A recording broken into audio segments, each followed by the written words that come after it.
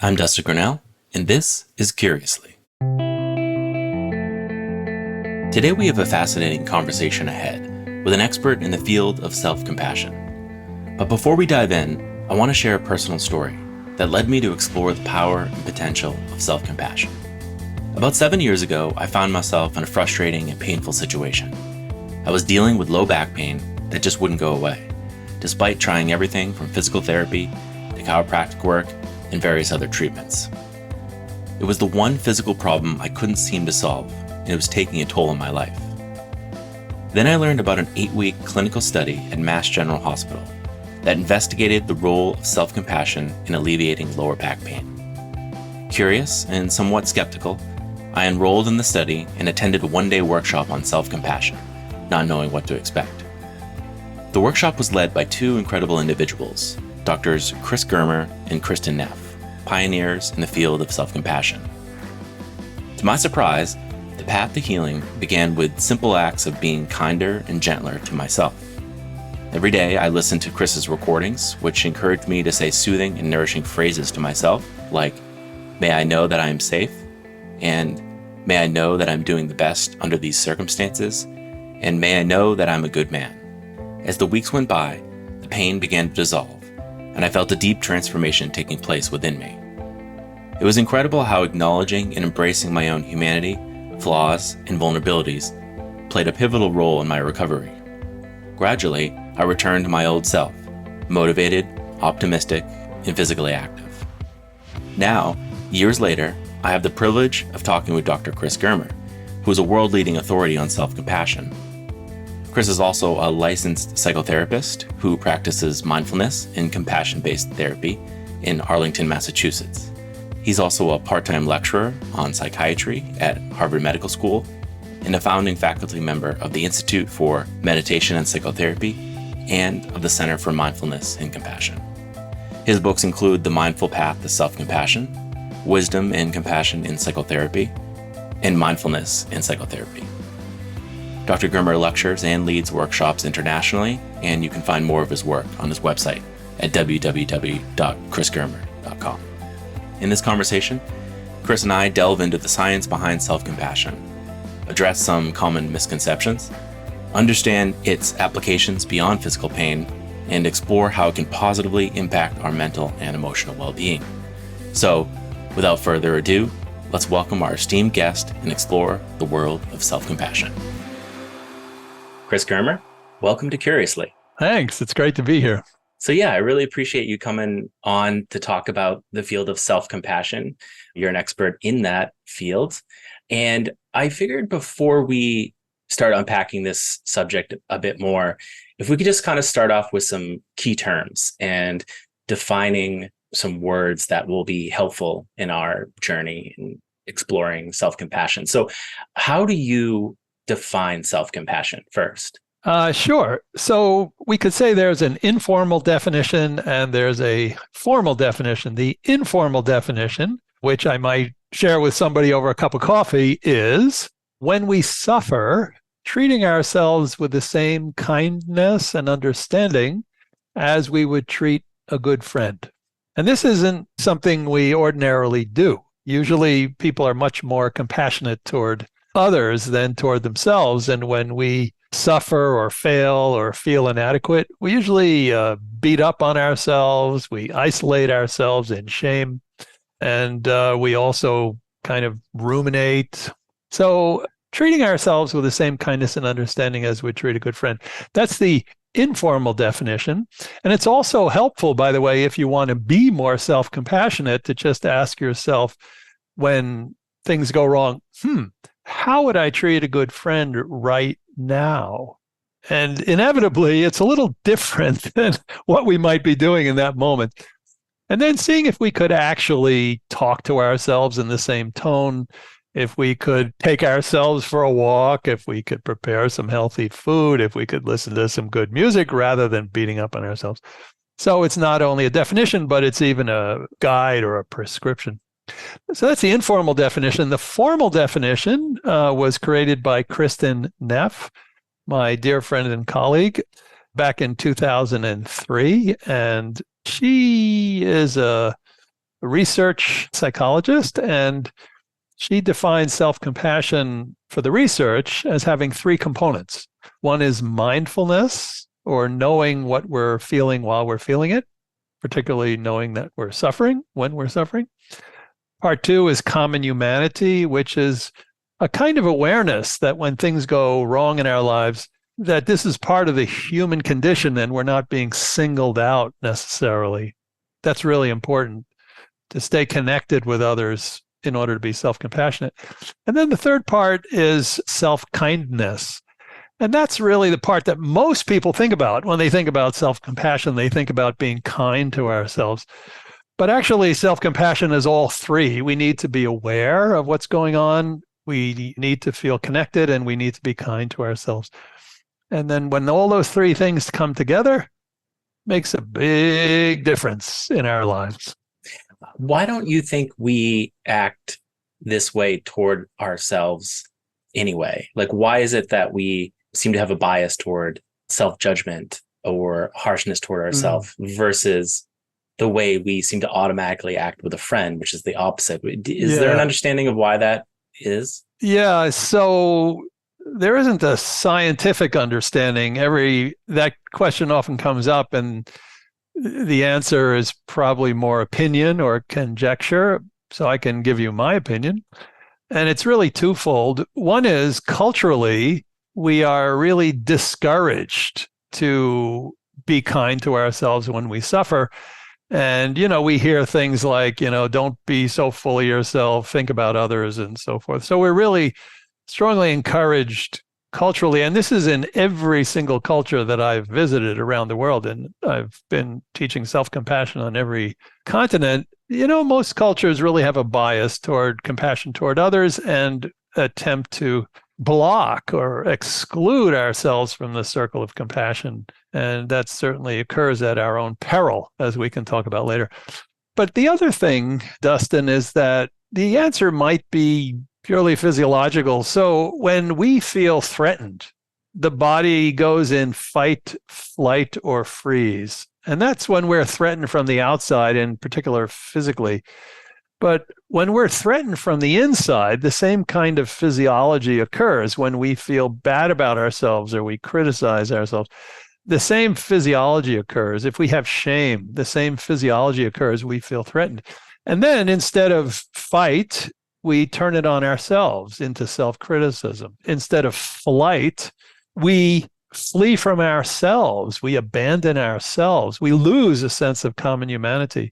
And instead of freeze, physically freezing like a deer in the headlights, we get stuck in our heads and we just ruminate. We kind of get frozen in thinking. So we could say that the opposite of self-compassion, which is self-criticism, isolation, and rumination, is pretty closely allied with the physiological threat state turned against ourselves. And that suggests the reason for the benefits then, right? Yeah, that's a great observation. We sort of, this harshness toward ourselves is a threat. It's a psychological activation of the fight or flight. And now, is the opposite at play when we're being kinder or gentler with ourselves? Yeah, so there appears to be a physiology of compassion, a physiology of care and connection. And self-compassion is all about care and connection with ourselves and caring for ourselves. And so the physiology of care and connection seems to be kind of anchored in the hormones of oxytocin, which is the love hormone, and the endorphins, which is kind of a feel-good hormone. Whereas the physiology of threat seems to be more linked to adrenaline and cortisol.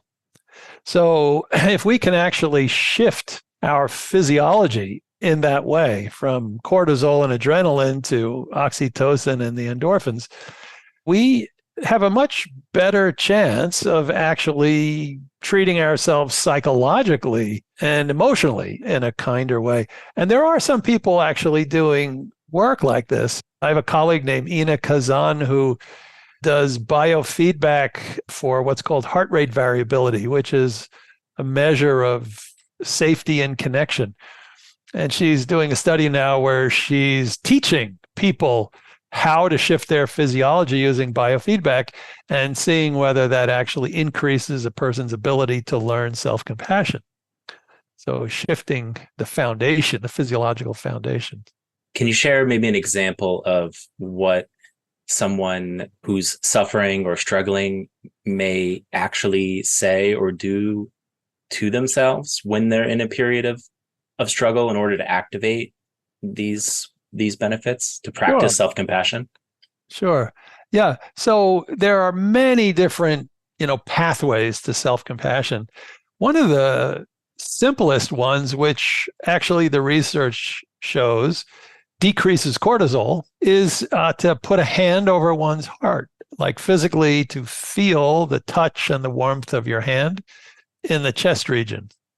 And even if you wish, making gently massaging one's chest or making little circles or back and forth movements. So the physical experience of touching or gently massaging our chest decreases the stress hormone cortisol. And it's easy to imagine this. You don't have to imagine it, you can just do it. But also, this is the kind of thing we might do with a young child who is, suffering. A parent might just sort of gently rub the child's chest, and it has enormous impact. So we can actually do this for ourselves. So that's a pathway to experiencing self-compassion, particularly a physiological change, through touch. But there are other things you can do. For example, right now, as you're listening, if you were thinking of a problem in your life, maybe physical problem or relationship problem, and then, inevitably you would be ruminating about it, having cranky thoughts. But if you imagine that a person who really loves you and knows you were to walk into your room right now and were to say something to you that you really need to hear, and that would make your heart rest, might make you say, "Whew, thanks, I needed that." What would those words be? In other words, what words would land really well for you when you're struggling? So you can actually ask yourself that, if something bad happens, you can ask yourself, what do I really need to hear right now? So you might just think the words like, I love you, or I believe in you, or I trust you, or you've got it, you've got this, or you're trying your best, and you're trying your best, and it's enough. You are enough. Words like this are such a comfort when we feel like we've failed or we feel overwhelmed. So those are two pathways, touch and voice, but there are probably umpteen other pathways. And there are also daily practices. The thing I wanted to say before too is that this is really gives credence to the mind-body connection. It really is a practice that activates physiological mechanisms through the power of one's thoughts and perspective. Yes. And that's really amazing to think. A hand over the heart, or saying you're good enough in your imagination, changes the levels of actual chemicals in your body and causing a behavioral change. That's wonderful. Yeah. Yeah. Well, the mind and the body are very linked. Right now, if you were to think about something horrible, like think about war in Ukraine and think about it in detail, your system is going to amp right up, And during the pandemic, their systems were amped up. So what we think about has a huge impact on the body. And this is sort of providing an intervention of sorts. It's taking control, taking reins. Yeah. And so if you're in the moment, if you're struggling, you can provide yourself comforting touch, or say soothing or comforting words. But there are also practices that you've written about in your books, and I'm sure you've done in workshops that you give. What are some of those daily practices that people can do and to help practice self-compassion? Yeah, so just to give you a sense of the whole spectrum.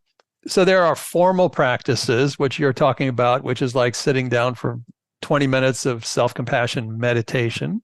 And then there are informal practices, which is when we experience stress in daily life, we do something right then and there, sort of on the spot, in a minute type things. And these are mind training practices. And then there's also behavioral practices, like how would you treat a friend? Maybe you'd go and listen to music together. Well, can you put on some music? So that's behavioral. So, but what you're asking about right now, Dustin, is mind training practices that are formal mind training practices. So, like meditation. So, one meditation, which is really quite simple, which is similar to breath meditation, which probably many of your listeners are familiar with, is called affectionate breathing. So, in affectionate breathing, where meditation, we're not just paying attention or noticing the breath going in and out of the body. We're actually feeling the gentle rhythm of the breath, in particular, the way the breath is internally caressing us, internally comforting and soothing us by its gentle rhythm. And this is a very interesting shift. For example, many people don't like meditation because they say, I can't concentrate, because they think they're just supposed to be focusing on the breath. But if you think about the practice differently, it's still about the breath. But imagine you're not doing the meditating. Imagine your body is continually and rhythmically rocking you from the inside. And all you need to do for meditation is to feel the rhythm and allow yourself to be internally rocked and caressed by your breathing. And when your mind wanders, it doesn't mean you've failed in concentration. It means you've just missed the chance to be rocked and caressed by your own breathing. And this really changes the whole context of meditation, from work, where you kind of want to build concentration and focus, to a self-compassion practice where you are actually being nourished from the inside. So that's one formal meditation practice. There are quite a number of other ones, but they all have a similar intention, which is to shift our attitude, shift the internal tone, from coldness to warmth, and to give us a sense of being connected with ourselves in an affectionate and friendly way, rather than in opposition to ourselves. Yeah, I think this is a good spot to maybe address some common objections people may have, because I think what you're saying is obviously, we'll talk a little bit about the research that has been done in this field, the explosion of research, and that a lot of what you're saying is evidence-based. And yet still, whatever those forces are, whether they're cultural or personal, I can hear people in my life saying nourishment, like soothing words, affectionate breathing, like, come on, like, what is this stuff? It's too soft, and then that's sort of harsh way of putting it. But others may just think, I'm not really allowed to be kind to myself. Others may think like, being harsh and self-critical is the path to achievement, Sure. So how do you deal with that, what I imagine are very common objections that these people have? Yeah. So there are 4 or 5 key objections, misunderstandings, really, because the research really shows that these misgivings are misunderstandings or misconceptions, But first of all, Dustin, when people hear the term self-compassion, they're likely to cringe, because self makes them think, oh boy, that's selfishness. Why would I want to practice self-compassion? Because then I'll be more selfish. That's one worry. The research shows the opposite. And then the other is the word compassion. Compassion it's associated with weakness, Martin Luther King said many times that love and compassion are actually a strength, a force, particularly when put into action, as he did. But compassion is often associated with tenderness. And when people hear about compassion and growing in compassion, they just think, oh boy, I've got enough of that already. It's just going to make me more vulnerable or more sensitive, So those are two. Just the term self-compassion freaks people out. So first of all, I think it's better often to call it inner compassion, because compassion is internal and external, and we just don't want to exclude ourselves. So there's that. But the main misgivings, number one is selfishness. But the research shows that those who grow in self-compassion are actually become more compassionate toward others. And in relationships, highly self-compassionate people tend to be more accommodating, less aggressive, and so forth. So self-compassion practice will make you less selfish, not more. Another concern is weakness. Like I said before, some people think compassion is weak. But what we've learned about self-compassion, in fact, the 5,000 articles on self-compassion show much of the same thing, which is that self-compassion is an internal resource or strength or skill that supports emotional resilience. So, for example, in the research, people who are highly self-compassionate and they experience divorce or severe illness or war trauma, they're way more likely to bounce back and to cope and to not get post-traumatic stress disorder. So it's actually a strength rather than a weakness. Another concern, big concern people have is that, and you alluded to it as well, Dustin, is that it will decrease our motivation. We think that being critical of ourselves actually motivates us. And the research, interestingly, shows that people who are high in self-compassion are more motivated to reach their goals, not less. And the reason is pretty obvious, because when you are self-compassionate, you motivate yourself with encouragement and kindness rather than with criticism. So anybody who's had an athletic coach, for example, if your coach said, wow, you're not doing very well today, what's the matter with you? I mean, you're weak. It's not going to motivate us to do much, we'll just want to say, I'm out of here. So I have a trainer, a young gym trainer, who I was doing push-ups and I collapsed. And his response was, "Excellent, Chris, working to the point of failure."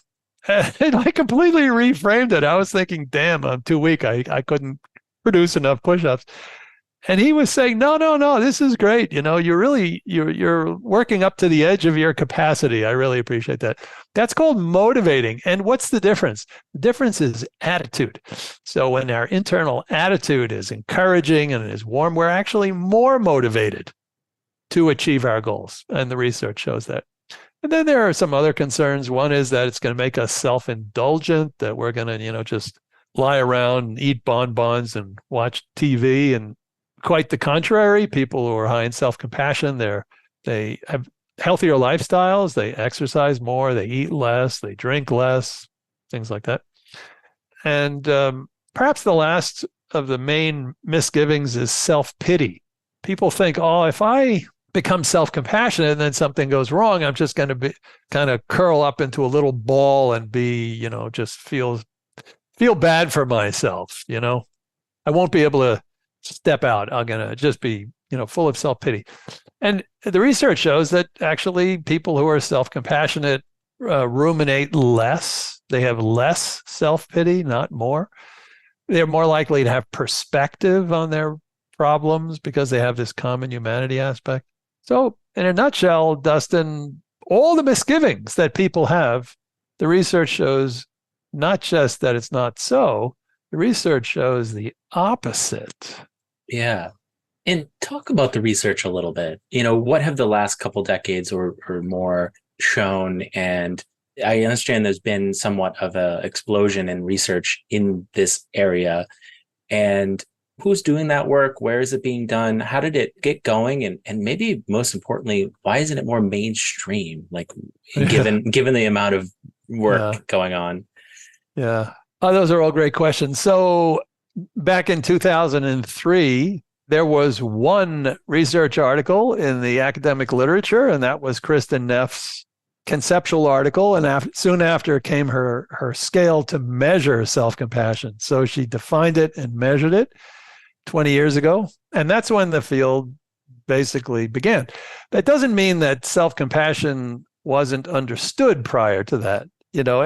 Many people, particularly in the Buddhist world, understood that compassion goes in all directions and you don't want to exclude yourself. In fact, By including yourself, you will increase your compassion for others. So it wasn't a new idea, but in the research, it started with Kristen's work in 2003. And yeah, as I mentioned, there are well over 5,000 articles now, and almost every day new articles come out in the research literature. But I have to say that recently, it hasn't been super interesting because, just about every article shows that self-compassion is good for you. In fact, there's a professor at Duke University, Mark Leary, who said even 10 years ago that the research is getting a bit boring for this reason, because self-compassion is associated with just about every measure of mental well-being and inversely related to distress. So self-compassion is associated with, really diverse things like wisdom, optimism. I mentioned, psychological resilience, so many different measures, anything you can think of. Grit is a big one nowadays. And decreases in stress and anxiety and depression, and it decreases in suicidality. The research basically is uniformly positive for self-compassion. So what's happening now in the research, initially it was mostly just seeing, okay, what can we say about people who score high on Kristen's self-compassion scale? But now we're discovering, learning actually, what happens when we teach self-compassion to people? Can we increase the amount of self-compassion that they have? So it was actually for this reason that Kristen and I created the 8-week mindful self-compassion training program in 2010 to move out of simply correlational research into what happens when we teach. And indeed, most of these measures of positive mental health increase when people learn self-compassion. So the research is doing a number of things. It's going into new areas. So for example, with specialized populations such as diabetes, or right now there's some research going on in quality of life for people with cancer. Many different projects. I could spend all day answering that question. But what I think is most helpful going forward, and I hope that this work is actually happening, is can we bring self-compassion to underrepresented populations, or populations which don't usually have access to training like this, and particularly populations that are marginalized or oppressed, who have been taught culturally and societally to feel shame. Self-compassion is a really powerful antidote to shame. So I would love to see self-compassion going to marginalized communities. And I also like to see self-compassion going into the workplace, where there's a lot of suffering. You can't talk about it in the workplace, but there is. And there have been efforts to do that. And generally speaking, women tend to prefer self-compassion more than men. Men are really caught up a lot in these misconceptions that we were talking about a moment ago. And so for self-compassion to go really mainstream, like you were saying, why hasn't it gone mainstream yet? 5,000 articles, it's been 20 years. Why isn't it mainstream? I think the main reason is the misconceptions, actually. And in particular, I think misconceptions that men have. Mm-hmm. A lot of the research is now being actually conducted by women. So in order to have a broader reach, I think we need to reach men as well. Men need to see that self-compassion will make them, as the research shows, better leaders. That self-compassion will make their relationships, their intimate relationships, easier and better. Men need to see the benefit of self-compassion. And so that might take a little longer, but it's starting to happen. Is there just to continue that for a second, is there an example of maybe a man from your workshops or in the book or in your practice who was really skeptical or was really attached to these misconceptions, and yet through their work were able to increase well-being, deal with pain, become more resilient, Was there like a guy who was really hard and came in and and and figured out how to be a little kinder, a little gentler, and it Right. actually worked? Because I do think maybe men in particular kind of have to be a little more practical. Like you have to Yeah. really get us to do it and Yeah. feel it, and then we'll buy it. Well, yeah. I mean, so once somebody comes through the door, they're already open-minded, right? So the reason why men, I think, haven't quite adopted this as much as women is because they don't know about it. They don't know what it is, you know? But what gets men through the door? Often desperation. There's a thing called the gift of desperation or creative hopelessness. And both you and I, Dustin, I think, and we are men, we have personal stories. You know, for me, I suffered for 20 years from public speaking anxiety. And in desperation, I learned self compassion meditation. And it within 4 months, this public speaking anxiety disappeared. And that's actually what turned my career. That was in 2006 from being more focused on mindfulness and psychotherapy, I became interested in self compassion, which I've been doing ever since because it's so profoundly transformative. But this arose out of duress. I don't know, Dustin, if you'd be willing to share a little of your own experience. Yeah, of course. And thanks for sharing your story too. I mean, the reason why we had met is because I think it was 7 years ago, I was experiencing some low back pain. Not some, it had turned chronic. It had been lasting for 6 to 8 months or so. And talk about self-judgment, right? I was really beating myself up. You know, this was a problem, a physical pain syndrome that I could not solve. And I threw everything at it, from physical therapy to psychotherapy to pills, topical solutions, every type of like ergonomic solution you can imagine, right? And I read books and what is going on? And I started to just get into this spiral of beating myself up for not being able to solve this chronic low back pain issue. And then I saw a study at MGH that you and Kristen were part of. It was a study on how self-compassion, I believe, can influence chronic back pain. And I signed up, and your intervention was I think a sort of a day-long workshop where we learned what self-compassion was. We practiced some of your practices, and then we made up our own sayings to ourselves, things we could say to ourselves to increase self-compassion. And over the period of, I think, 8 weeks, I every day listened to recordings of you saying self-compassionate remarks. You had a 3, 5, and 15-minute recording. And like I said, I'd thrown everything at this problem. And I'm quite certain that your and Kristen's workshop and practices had a really strong effect on lowering my low back pain. And then within a year, it was gone and it has never come back. And I, even still to this day, can find myself skeptical about self-compassion for all of those 5 main misconceptions you laid out so nicely. And it's sort of remembering to remember that it works Yeah. and picking it back up. And I even think some of the things you shared earlier, like putting a hand over your heart or imagining a friend coming in the room and saying something to you that is supportive or nourishing, I'm going to bring that back in to my life.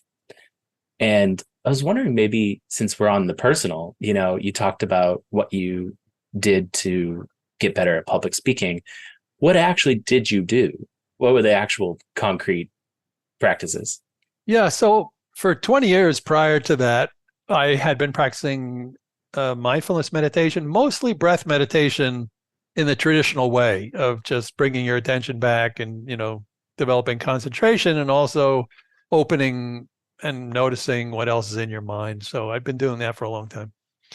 But I have a PhD in clinical psychology with a specialization in anxiety disorders. So I was pretty aware of everything that the field knows about managing a problem like my own, but nothing worked. So then 4 months before I learned self-compassion meditation, in particular, I learned loving kindness meditation for myself. So this was interesting. I'd never done that before because it uses words which have meaning, like saying phrases to yourself like, may I feel safe, may I be healthy, may I live with ease, things like that. So saying nice things to yourself, basically. And I never liked that idea too much. I preferred just working with awareness and consciousness in meditation. But I was on a meditation retreat 4 months before a big conference at Harvard Medical School that I had co-organized, and I knew I'd have to speak. And so at this retreat, a meditation teacher said, why don't you just sit on your cushion and love yourself? In other words, just say these kind words to yourself. And what was different about it, Dustin, is that I did that. And I wasn't saying these things in order to have less anxiety. I started saying these things because I was kind of a broken individual who really had no clue how to manage public speaking anxiety. And this horrifying event was coming up in 4 months where I would have to stand up in front of 600 people and something had to come out of my mouth and I didn't want to be shaking like a leaf. So this was really the gift of desperation. And here's the key part, Dustin. I just started to love myself because not in order to reduce anxiety, but simply because I was a broken person and couldn't do anything about it. And when I did that, just open to kindness in this way, to kind words, to saying really kind things to myself over and over and over again, like every morning for 4 months before this conference. May I be safe, may I be peaceful, may I be healthy, may I live with ease. Just saying this over and over again. And then whenever I thought about the conference, rather than kind of seizing up, I would just say, oh, may I be safe, may I be peaceful, may I be healthy, may I live with ease. I just kind of loved myself like I was instructed. And then when the conference actually happened and I was introduced and I got up to speak, I panicked like usual, but there was a new voice in the back of my mind, which said, oh, may you be safe, may you be peaceful, may you be healthy, may you live with ease. And it was also in that tone. It wasn't like, may you be safe, may you be, like it wasn't combative. It was just sympathetic. It was compassionate. And it had a tinge of, what else are you going to do? Just, anyhow. So this new voice was there and I got up. And then the amazing thing happened is that my fear disappeared. And I felt this upsurge of excitement and love. And I looked out over the audience, and usually the audience is the enemy when you have public speaking anxiety because they can judge you. But I just had the same thoughts, like, in my head was, oh, may you be safe, may you be peaceful. I was just looking out the audience and just wishing that everybody would be safe, peaceful, happy. It wasn't conscious, it wasn't with words, but it was just this goodwill that I had been practicing for 4 months just started to overflow and be directed outward because it was inside, it was inside, it was directed toward me. And it was just, basically the state of mind of loving kindness and compassion. When we're in that state of mind, it just flows in many different directions. Real compassion is omnidirectional. And so I had that experience right then and there. And from that day onward, I've had no more public speaking anxiety. If I have a little twinge, I'll just once again repeat the phrases, not to make anxiety go away, but just to love myself because this is my Achilles heel. This is my weakness. And so when it's done in that spirit, it's profoundly transformative. We actually have a saying in the Mindful Self-Compassion Training Program, what we call the central paradox, which really makes a difference whether or not people benefit from self-compassion. And that is, when we suffer, we practice not to feel better, but simply because we feel bad. So it's not a slick new strategy for combating what we might be feeling, difficult emotions. It's a way of loving ourselves in the midst of difficult emotions. It's a way of loving ourselves because we have difficult emotions. It's like a mama taking care of her child just because the child is suffering, not taking care in order to drive it away, just spontaneous expression of kindness. And when we do that, it changes our physiology, it changes our thinking, and it changes our behavior. So in many respects, the practice of self-compassion is there are lots and lots of techniques, but as important as the techniques is the reason we do it, the motivation, the attitude. And that is love for love's sake, because we're broken, because we're suffering, not to make ourselves into a better person, not to manipulate how we feel, just to love ourselves for its own sake. And that makes all the difference. Yeah, I think the central paradox does seem to be maybe one of the biggest barriers here, because the benefit of you being more confident as a public speaker was an indirect byproduct of learning to love yourself when you were in a very low place. But I think we're trained to mostly want to go at problems directly. Yeah. Like, how do I solve my anxiety, or how do I get out of this depression? But this is really an indirect thing. It's the central paradox. Yeah. And we all come by it over time. So people who are listening right now to your podcast and think, oh, self-compassion might work for me. And then you read a workbook or, listen to some tapes or something and start to practice. It's quite likely you'll feel a lot better pretty soon. But what happens over time is that it doesn't work. And there are three what we call stages of progress. The first is striving, which is I want to feel better and I want to be a better person, or I want to, improve as a person. The second stage is disillusionment, which is when we discover actually I'm the same person and I still feel bad on occasion. But we have this little bird in our head that says, yeah, but you felt really, really good when you first learned this. So the second stage is disillusionment. And disillusionment is actually really a good thing because it begins to change our motivation. So when we discover this isn't working, then the magic can occur, because then we can love ourselves because it's not working. We can love ourselves because we're suffering. We can love ourselves because we are imperfect beings. As Jack Kornfield says, the purpose is not to perfect who we are, but to perfect our love, to get better at being kind to ourselves no matter what's going on with us. And that brings us to the third stage, which is called radical acceptance, which is precisely what I described. What we like to say is that radical acceptance is being a compassionate mess. In other words, we're still human, we're still flawed, we're still uncertain, we still suffer, all these things. We still experience the range of human emotion, but we do it really compassionately. This is the third stage. This is radical acceptance. So when we have the gift of desperation, that's actually disillusionment. It's like nothing worked. I'm an expert in anxiety disorders and nothing worked. I was actually disillusioned. I wasn't disillusioned with self-compassion, but I was really open to just loving myself for its own sake. And then it worked. It really worked. And so over time, we go through these stages, and sometimes we cycle through these stages again and again and again. But if you notice that you're disillusioned and then you just love yourself for that reason, bang, you're in radical acceptance. When you're in radical acceptance and you say, oh, cool, man, I got this down. I am the most self-compassionate person in the world. Then immediately we're back in striving, thinking, well, I just got to do more of this and then I'm going to be perfect. And then you're like no longer really. So anyhow, the point is that we bounce in and out of these stages, but to know overall, to love ourselves just because we're human. In other words, to give ourselves permission to be a compassionate mess is what makes all the difference.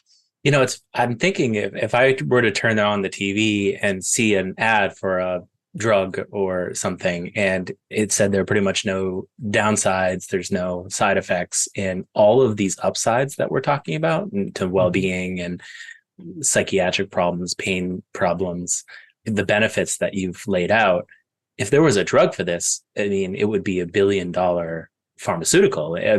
Doctors wouldn't be able to, that you'd be booked out for years. And you literally cured your public speaking anxiety through self-compassion. So once I was desperate. The creative hopelessness, that's a very interesting phrase. or the gift of desperation. That's interesting. I remember in your workshop when you were saying aloud some of the phrases that we could practice or that you said to yourself, you did say things like, you said nourishing phrases. May I be kind to myself? May I accept myself? And may I know that I'm trying my best? Things like this. This was my first experience with it. And I thought, yeah, that's nice. I guess that's nice. Yeah, it is. I It guess is. that's nice. It is. It's nice. I Yeah. was skeptical. And there was a guy Yeah. next to me who thought it was just complete like hogwash. Yeah. You should have heard what he said when we got on the elevator. He's like, this is a joke, And I got it. I got his perspective, but I was more open. I was a little bit more like, I said to him, well, haven't we tried everything else? Yeah, exactly. So talk about being at the lowest point, right? And it's kind of unfortunate that people entered your field through that level of desperation. But what I wanted to say is another phrase that you said aloud was, may I know that I'm a good man? Mm. And I remember that one because it stuck with me, but I also remember that one because I felt like you had a lot of emotion behind that one. Does that phrase mean a lot to you? What does it mean to be a good man? That you were very sensitive. You picked up on that. Yeah. So, when I think about my deepest aspirations, I would like to be a good man. I don't need to be, rich or famous. I'd like to be good. And I'm a man. And, men, particularly now, are a bit beleaguered, embattled, Boys are in trouble. So for me, being a good man is really important. And, how many times does somebody say to us, you are a good man?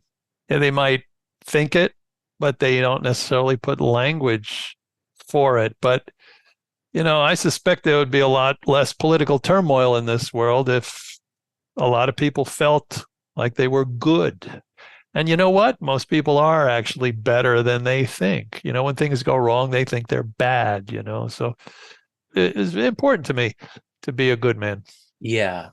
This just occurred to me. There was a really great movie called Shame with Michael Fassbender. I don't know if you've ever seen it. Haven't seen it. It's really good. It's sort of a profile of a sex addict, I think.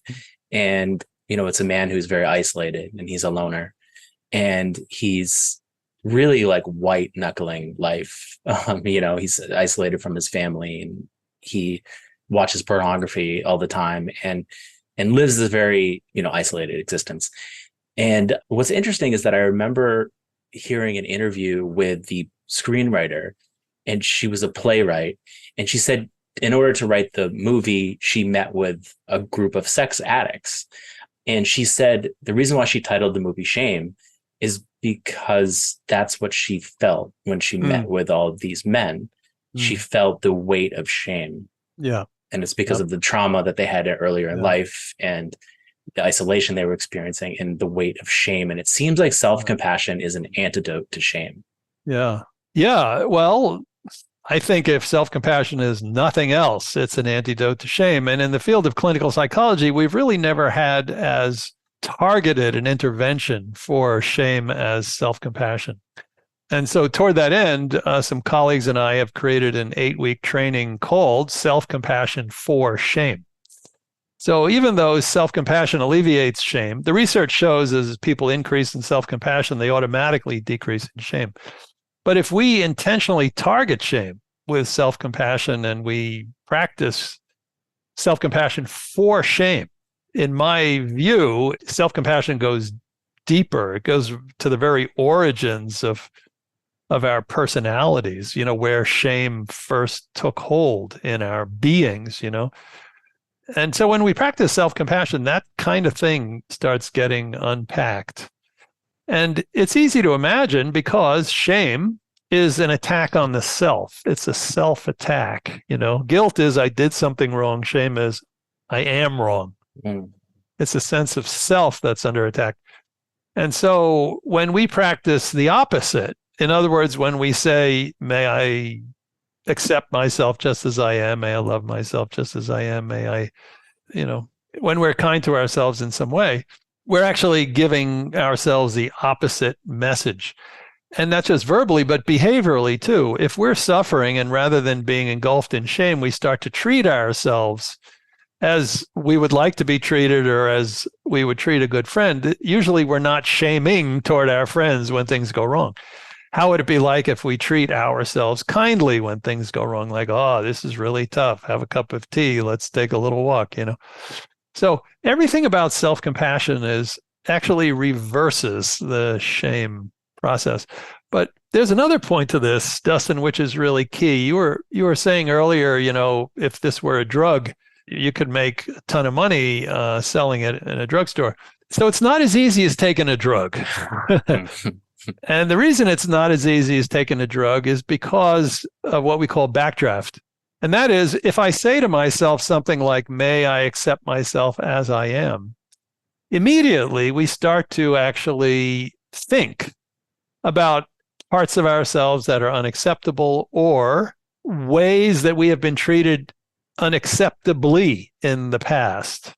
And I suspect that guy in the elevator who you were with was already having backdraft when he thought, oh, this is a crock of shit. May I accept myself as I am? He was probably starting to feel bad about himself just thinking about that. And in particular, the backdraft was very likely shame. In other words, what is shameful about me? What is unacceptable about me? So this comes up absolutely reliably when we practice self-compassion. When we practice self-compassion, we actually contact shame.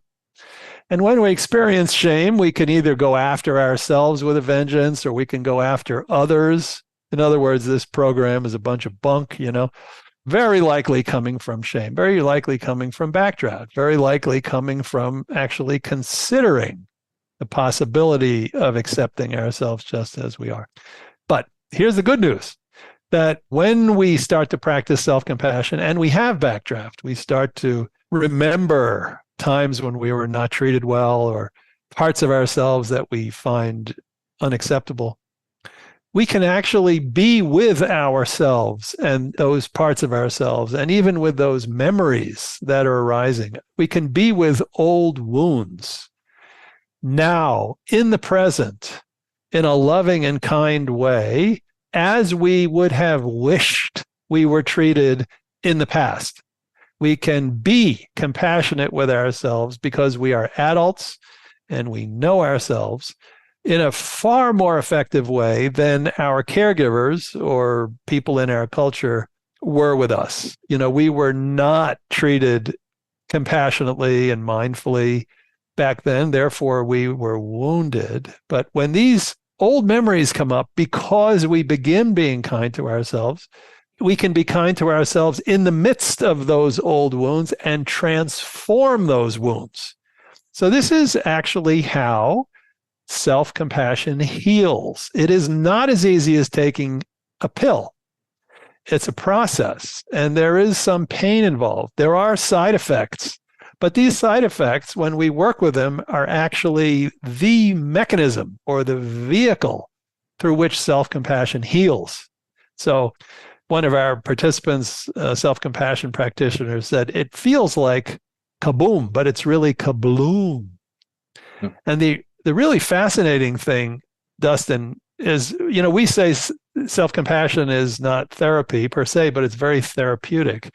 Because if we practice self-compassion consistently and we experience old wounds over and over again, and the muscle of self-compassion is really strong, and we can see those old wounds and we can be kind toward ourselves, reflective in a kind way about these old wounds, they actually heal, they get transformed. So we can actually reparent ourselves as adults. No matter what happened to us in childhood, we can reparent ourselves through the power of self-compassion. And that doesn't mean we have to do this all ourselves. We can do this with a therapist. But when we cultivate this skill of being kind to ourselves, no matter what arises, especially shame, we can at some point actually feel like I am a good man. I am a good person. We can dismantle shame and we can begin to treat ourselves with the same kindness and understanding as we wished we were treated or as we might treat a friend. Right. Yeah. That makes sense. I mean, talk about another powerful barrier. It's backdraft. It's Yeah. the stuff that comes up when we Yeah. start, which is that maybe it worked for someone, but not me, or I'm really a piece of crap, so this isn't going to work, or, this happened to me in the past. And it's interesting too, because you said one of the byproducts of self-compassion practice is perspective. And it seems like perspective is quite helpful in like what you said too. It's like, we're adults. We can take a new mindset on what happened. One of the things I was wondering if you'd be up for is maybe just to do a quick series of phrases, maybe like 1 minute, 2 minute practice to let people hear how it works. Is Yeah. there like a common one? Maybe it's just a series of phrases. And I even remember like, Sure. listening, you talked about the words like, using or ah or whatever. That I noticed that was Yeah. quite helpful. Yeah. Yeah. Well, we could do a very brief self-compassion break. It might be more like 5 minutes. Do we have five, Yeah. Dustin? Or yeah. Of course. Yeah. All right. Yeah. Yeah. Yeah. So we can, just get comfortable and bring to mind a difficulty in our lives right now. It might be a health problem or a relationship problem or a work problem. I also choose one that's not too big, kind of small, so that we can stick with it, not get overwhelmed. For example, maybe you have a health issue that you're going to get checked out by the doctor, but you're not super concerned about it. And then the first part of the self compassion break is mindfulness. And that is just to recognize, this is difficult for me, just to validate that. Actually, this is stressful. It's a concern. So just validating it for yourself as you would for a friend. This is hard. Then the second part is common humanity, and that is to recognize that others actually in the same situation probably feel similarly, that this particular difficulty, some other people also have, even if we don't know them, and that stress has many forms, but stress is a part of the human experience. So just getting a sense of the size of the cloth, as it were, that we're all humans and all human beings struggle from time to time. And now, if it feels right to you, you can take a hand and you can put it over your heart, or you can put it on your cheek, or you can massage the back of your neck, but offer yourself some soothing or supportive touch. You can even gently massage that part of your body. And again, we're doing this not to change how we feel, but just as an expression of sympathy, because life is tough. And then, as we did earlier, you can continue holding your hand on your body somewhere, but also imagine that a very loving and understanding person, may even be somebody you know, were to walk into your room right now and were to say to you, maybe even whispering into your ear, say something to you that would be a great comfort right now. And this person wouldn't be denying what's happening or, just trying to cheer you up, but saying something truthful, like acknowledging, yeah, this is hard, but, you'll get through this, or I'm here for you. I love you. I believe in you. You've got what it takes. What words might allow your heart to rest just a little bit more? Just a few words. And now see if you at the same time can offer yourself some soothing touch, as we did before, feeling your hand on your body, and then also just allowing these words and maybe even an image of a good friend to just roll through your mind a bit right now. Again, we're not trying to manipulate how we feel. We're just taking a moment of self-compassion, a moment. We're just receiving for a moment a bit of kindness through touch and words. Just allowing the words to be there and noticing what that's like for you. Okay. And so now you can release that practice if you like, knowing you can always return to it. Three parts. One is validating, second part is common humanity, third part is some kindness. And you can do that anytime, whenever there's any difficulty in your life. It's called the self-compassion break. And then if your eyes are closed, open your eyes. And as we rejoin Dustin in our interview. That was nice. That was comforting. It reminds me, what occurred to me is how seldom I am doing something that's comforting toward myself, Mm, mm, often pushing quite hard and striving. mm, mm. But just to sit and be still, it's quite nice. And to hear about all the potential benefits of self-compassion, it's actually exciting, to be great to get some of those benefits into one's life. Yeah, I think that for me anyway, if there's like one inner resource, one skill that we could practice that would have an impact on many, many, many different areas of our lives, the research shows that this is it. I mean, there may be other skills that we can practice that influence all areas of our lives. For example, getting strong physically. But when it comes to psychological training, this is a very central resource or mechanism. And so if you don't have a lot of time and you can only learn one thing, this is a good one. I guess as we kind of think about coming to the end of the conversation, I always like to broaden it as much as we can. And in this subject area, it seems that there is another barrier. There's another headwind. And you've talked about it a little bit throughout, which is the cultural barrier. It's that Western culture doesn't necessarily promote self-compassion as a virtue. And I think many people, Americans, harbor a deep suspicion about being kind to ourselves. And what's going on? Maybe we think about the U.S. or just the West in general. What don't we get about this? Like, why are we? Yeah. Well, it's not just the U.S. There are differences between cultures. Kristen Neff did a study in Taiwan, Thailand, and the U.S. and found that people in Thailand were a little more compassionate than people in the U.S. who are a little more compassionate than people in Taiwan. But the big difference, Dustin, is not between cultures. The big difference is between how we treat ourselves and how we treat others when things go wrong. That's huge everywhere. And culturally, people often look for explanations like why Thailand may be a little more than Taiwan, right?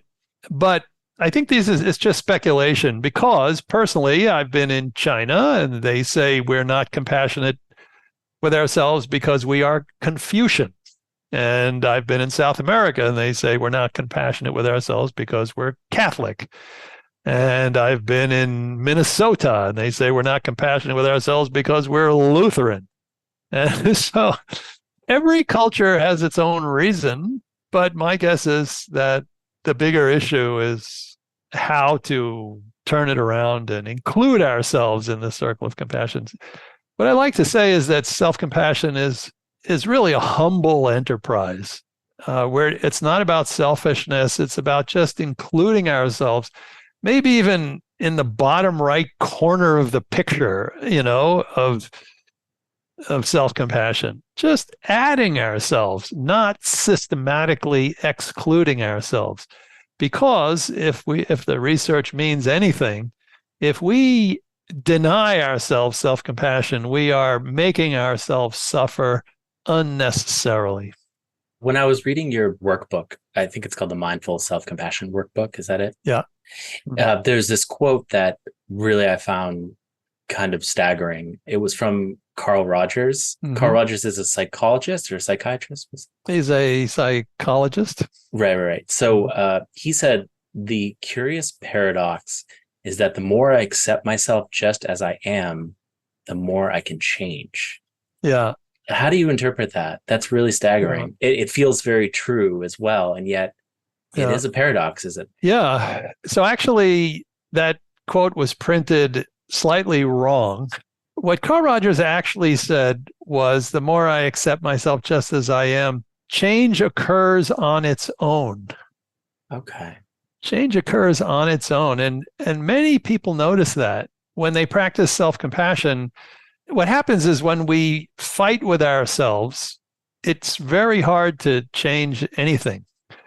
But when we accept ourselves as we are, then we more naturally change things. So, to give you an example, every year in around January 1, Kristen and I get a flurry of requests for interviews to talk about New Year's resolutions. But one of the funny things about New Year's resolutions is that within 3 weeks, 60% of people abandon their resolutions. Why are they abandoning them? It's because they are doing these things often driven by shame and not accepting ourselves. And then when they start to fail, they beat up on themselves even more. The same motivation just becomes more intense, i.e., shame. But if we put all self-improvement on the foundation of self-compassion and self-acceptance, then when things go wrong, we don't necessarily give up because we're not blaming ourselves. We're not shaming ourselves. We get curious, like, oh, geez, I wanted to exercise more, and now I notice I'm not exercising. When we're really friendly with ourselves, we can say something like, I wonder how I can do this that I enjoy it a little more. That's very different than beating up on ourselves. And then lo and behold, we do something and we enjoy it. And after 3 weeks, we're still exercising more because we are encouraging ourselves in a positive way. So this is self-compassion. So why does change happen on its own? Why is it more easy to change when we accept ourselves? Because we have a new attitude. My last question is, what do you think our world, our society, civilization would look like if we're all just kinder to ourselves, less critical and judgmental of ourselves? What would that world look like? Well, I think there's no doubt that generally we'd have better mental health because as people increase in self-compassion, mental health gets better and better. And as people decrease in self-compassion, they feel more and more shame. And shame is associated with just about every form of mental distress. So there's no doubt that if people had the fire of self-compassion inside, if they could recognize in an open-hearted way when they're suffering, if they could not feel so alone, and if they could be kind to themselves, they would suffer less. That's the first thing that would happen. But the second thing that would happen is they would be kinder to others. And so from my experience, and this happened really in a nutshell for the first time at that conference that I mentioned when I had public speaking anxiety, very easily self-compassion translates into compassion for others. And so we are now living in a world where we have global problems that cannot be solved in an insular way by one nation. We need to do this together. We need to solve, global warming. We need to solve the problem of wars. We need to solve social injustice. How do we solve these really global problems that require everybody to participate? The answer, in my view, is we need to have more fellow feeling. We need to have more compassion. And then the question is, how do we grow in compassion? Especially when people are frightened and afraid and they shut down. How do we grow in compassion? Well, the easiest way to do it, I think, is to grow in self-compassion. When we feel the pain of these global problems, first step is we be kind to ourselves. We recognize our own suffering. We attend to our own suffering. We change our physiology, and then our heart will open toward others. We will feel more like a global community and be more motivated to make a change. So in a nutshell, the easiest way to grow in compassion for others, I think, is to fall in compassion for ourselves And when we do that, we have created a foundation for working together to solve problems that are bigger than any of us. That's great.